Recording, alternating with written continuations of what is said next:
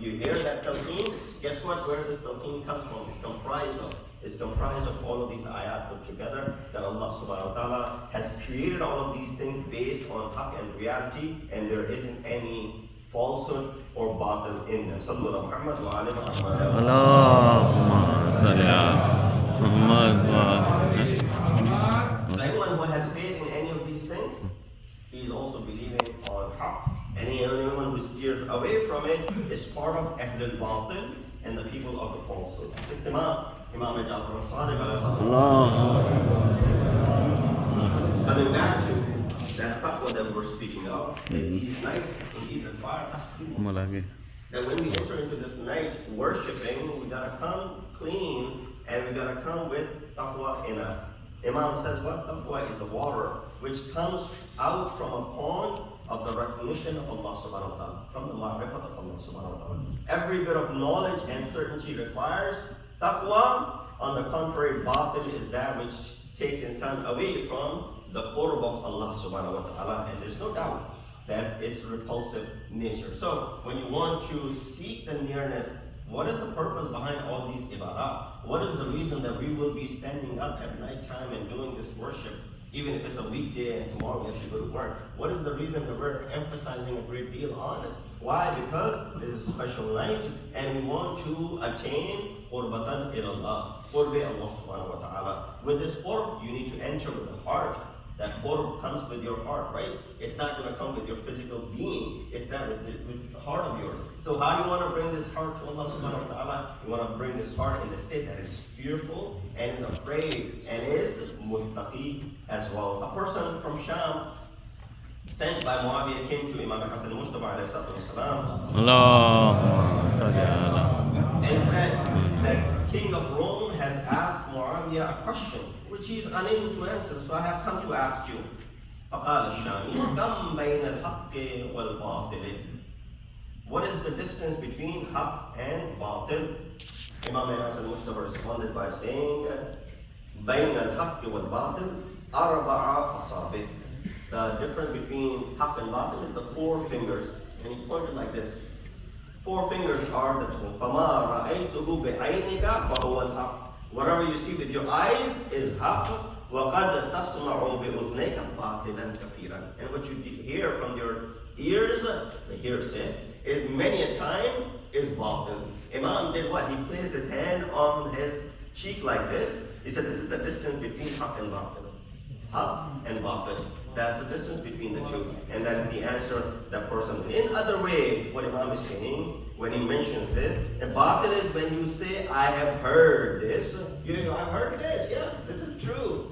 When you say, I have heard this, and haqq is that when you say, no, I have seen it with my own eyes. لَتَرَوُنَّ الْجَحِيمِ ثُمَّ لَتَرَوُنَّهَا أَيْنَ الْيَقِينَ. That they will see the Jahannam, and most surely they will see it with their own eyes. So يَعْتَرِفُ بِالْحَقِّ قَبْلَ أَنْ يُشْهَدَ عَلَيْهِ. He admits truth before evidence is brought against him. So make sure that we realize the difference and the distance between haqq and batil in this regard. And we don't jump to conclusion right away when a case is brought in front of us. Just merely because someone is providing these proofs, you gotta be open to listen to the other side as well in order to understand what is the distance between haqq and batil. It's pious know if they are convicted in a conflict and face damages, these are worldly and materialistic damages. If I, God forbid, had committed something which is batil, and I'm convicted of that, I'm ready to face, and I should not, try to use my position and try to use manipulation to get away from it. Why?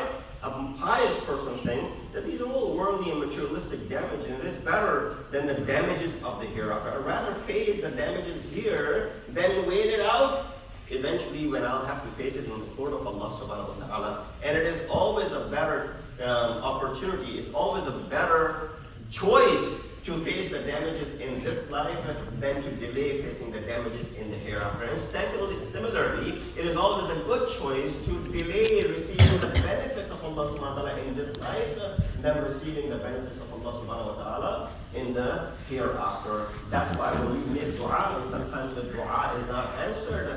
Second Imam again responded to this when the person asked, how come is my dua not being responded? Imam from them. Allah has given you something which you deserve. But sometimes Allah delays giving it to you, and sometimes Allah gives you the compensation in the hereafter. Someone says, what do I need in the hereafter? I'd rather have it over here.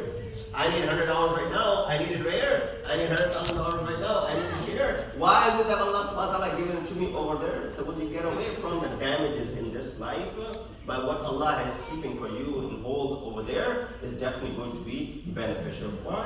Materialistic life. A few days that you're here, this is something which is bound to annihilation, but that is the eternal abode, and you need every single penny over there. Sallu ala Muhammad wa ala. Allahumma. That's my fifth Imam emphasized when he said, isbir nafsaka ala al-haqqi fa-innahu man mana'a shay'an fi haqqin u'tiya fi batilin mislayh. Be patient in the path of truthfulness. Indeed, the one who abstains from spending in the path of truth ends up spending twice as much in the path of evil. You know, so many opportunities that are provided for you, and this is not planned, so it just comes in between as I prepare these lectures, or when I talk about some of these things that come up spontaneous. That when you have the opportunity to spend on haqq, and haqq is begging you, then spend on me, use me, utilize me. This is haqq written all over it. But then you say, well, no, I'll keep it and I'll use it for something else. When you don't spend it on haqq, you end up spending on batil. And not only just you spend on batil, you spend twice as much on batil. So therefore, you know, from the very beginning of the month of Ramadan, we've been asking you to spend here, spend on this, spend on these nights, these days, and on this institution, whether it be mosque, whether it be the school, whether it be this institution entirely, or whether it be any of the institutions that you attend. And spend. Why? This is haqq. There's no doubt about it being haqq. You know, I may not be on haqq, but the place itself which is functioning is on haqq. It's the house of Allah subhanahu wa ta'ala. And therefore, you have this opportunity in front of you, and this hadith of Imam triggers that. Isbir nafsaka ala al-haqq. Why? Because if you don't do sabr on this, you'll end up spending on areas which is twice as much and will be batil. Especially when it's contradictory to your belief. It says, Isbir ala mararatil haqqi wa iyyaka wa an tantakhadi'a li halawatil batil. Be patient over the sourness of reality. So money is being taken away from me. That is difficult for me. So that's a sour taste that you develop sometimes. He said, be patient over the sourness of reality and don't fall victim to the sweetness of batil. Because batil will always be sweet. It'll always taste better than haqq. But you have to swallow this down. You have to take it. Why? In the longer run, it'll be sweeter for you. Fifth Imam, and I'll conclude with this. Imam Muhammad al-Baqir said, at the time of my father's death, he brought me near and said, oh my son, I want to advise you what my father Hussein ibn Ali advised me.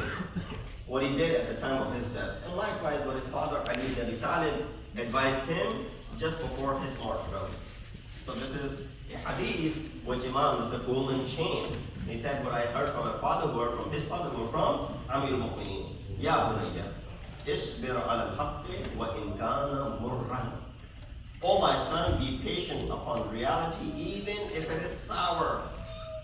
Yes, and reality might be sour at times. How important is this message? That three Imams uttered these words at the time of their death. Now there are other instructions that Imams have given, but this is something which they gave in the ear of their children.